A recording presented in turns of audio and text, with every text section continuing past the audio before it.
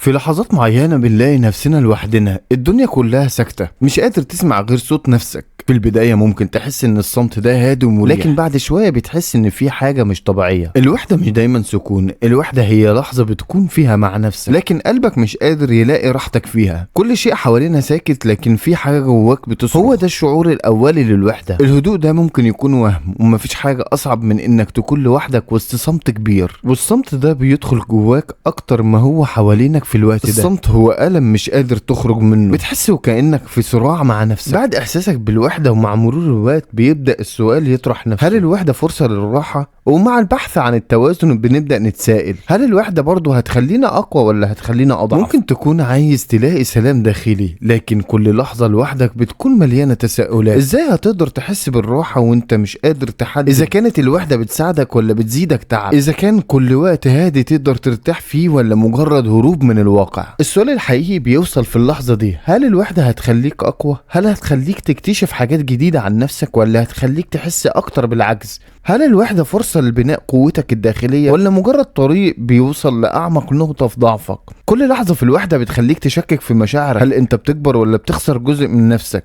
أصدقائي، أهلا وسهلا بيكم في حلقة جديدة من بودكاست فكرة. النهارده هنتكلم عن حاجة كلنا مرينا بيها أو بنمر بيها لحد دلوقتي، هي الوحدة. في لحظات كتير بنحس بالوحدة، بنحس بالسكوت اللي حوالينا، لكن جوه عقولنا بتدور أسئلة كبيرة: هل هي تجربة مؤلمة ولا ممكن تخلينا نكتشف حاجات عن نفسنا؟ النهارده هنحاول نتناول الوحدة من منظورين: أولا إزاي الوحدة تكون تجربة مؤلمة، وفي نفس الوقت إزاي ممكن تكون فرصة للنضج واكتشاف الذات. هل الوحدة هدية ولا عذاب؟ أسئلة كتيرة ومحتاجين نفكر فيها مع بعض. فلو عجبكم بودكاست النهارده ما تنسوش تدعمونا بلايك وشير وسبسكرايب للقناه. في اوقات بتعدي علينا وبنسال نفسنا: هل الوحده بدات تترسخ جوانا وكانها جزء من حياتنا اليوميه؟ هل كانت في البدايه غريبه ولا دلوقتي بقت مريحه لاننا تعودنا عليها؟ الوحده مش دايما عن العزله الجسديه، اوقات بتكون عن شعورك انك بعيد عن نفسك. مع مرور الوقت بتبدا تتعود على وجودها وبتحس انها جزء من روتينك اليومي، لكن هل ده معناه انك استسلمت ليها ولا اكتشفت انك ممكن تعيش معاها؟ الوحده اللي في الاول كانت بتخنقك دلوقتي بقيت تستحملها اكتر واكتر. في لحظات معينة بتكتشف ان الوحدة مش دايما عذاب، في لحظات بتبدأ تشوفها كأنها هدية. هل فعلا هي هدية ولا احنا بنحاول نلاقي فيها شيء ايجابي علشان نخفف عن نفسنا؟ لكن في بعض اللحظات الوحدة بتعلمك حاجات عن نفسك كنت مغفل عنها وسط الزحمة اللي حواليك. هل ممكن يكون العزلة احيانا هي الحل لاكتشاف نفسنا بشكل اعمق؟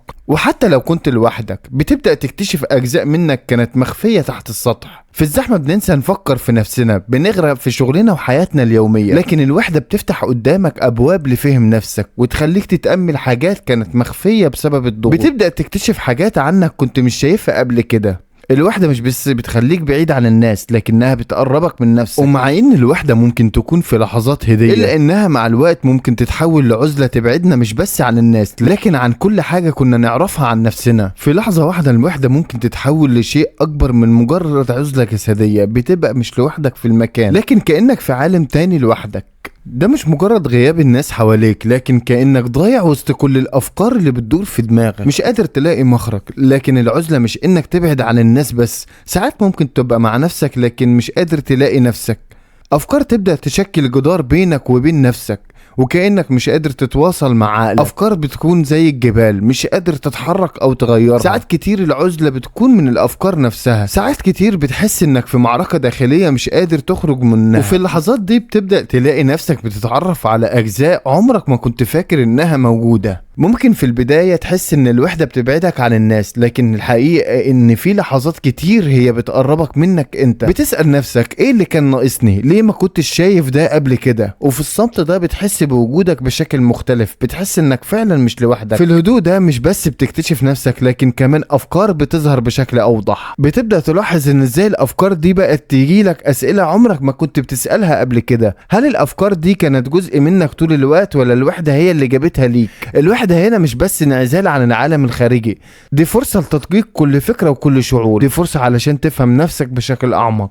بس لازم تعرف تستخدمها صح علشان تلاقي القوة اللي جواك بدل ما تحس بالعذاب. في الآخر الوحدة مش مجرد حالة عابرة، لو ما قدرتش تسيطر عليها هتلاقيها بتضغط عليك، وكل لحظة فيها هتحس إنها بتزيد. لو فضلت لحد ما تفقد السيطرة هتبدأ تحس انك محاصر في مكان ضيق، لكن لو قدرت تسيطر على مشاعرك وتتعامل مع الصمت هتبدأ تكتشف ان الموضوع ممكن يكون مختلف. هل هتسمح للوحدة تسيطر عليك ولا هتتعلم تستخدمها لصالحك؟ لكن لو قدرت تشوف الوحدة من زاوية تانية هتكتشف ان ليها قوة جبارة. في النهاية الوحدة مش دعوة انك تكون سجين لوحدتك ولا انك تعيش في عزلة دايما. الحقيقة ان الوحدة مش هي الحل للابتعاد عن العالم ولا الهروب من الناس، لكن هي فرصة للاستفادة منها بشكل اعمق. في الاخر الوحدة هدية لو فهمنا ازاي نعيش معاها، نستخدمها للتأمل والنمو ونحولها لفرصة لتطوير افكارنا واحلامنا. مش كل لحظة وحدة هي لحظة عذاب، بالعكس ممكن تكون لحظة جديدة لبدء حياة افضل. الوحدة بتديك مساحة من الراحة الفكرية والنفسية، فرصة انك تشوف نفسك بوضوح اكتر وتتعلم ازاي تكون مع نفسك بشكل افضل. هي رحلة للتطوير الشخصي والنمو الذاتي. ما بين العزلة والوحدة فرق كبير. العزلة بتأدي انك تفقد الاتصال بالحياة، لكن الوحدة لو استخدمتها صح بتفتح ليك ابواب لتطوير ذاتك والنضج الداخلي. اصدقائي، شكرا لمتابعتكم معانا من خلال بودكاست فكرة، واتكلمنا النهاردة عن فكرة الوحدة وهل هي هدية او عذاب.